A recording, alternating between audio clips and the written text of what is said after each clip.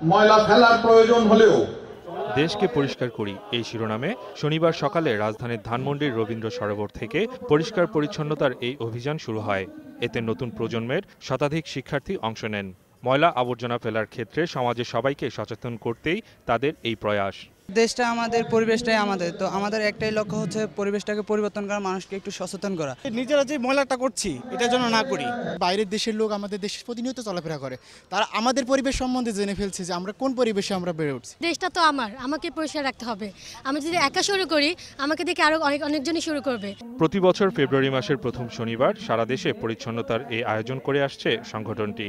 আমাদের দেশে উন্মুক্ত নাগরিক পরিসরগুলিতে পরিষ্কার পরিচ্ছন্নতার যে অভাব এবং আমাদের নগরকর্তারাও যেভাবে আমাদেরকে বর্জ্য সঠিকভাবে একটা নির্দিষ্ট জায়গায় ফেলার সুযোগ দেয় না, এই পুরা সংস্কৃতিটার পরিবর্তন হওয়া দরকার। 2016 সালের মধ্যেই ঢাকার রাস্তা এবং ফুটপাতগুলো আবর্জনা মুক্ত করার কার্যক্রম শুরু হয়েছে বলে জানান ঢাকা দক্ষিণ সিটি কর্পোরেশনের এই কর্মকর্তা।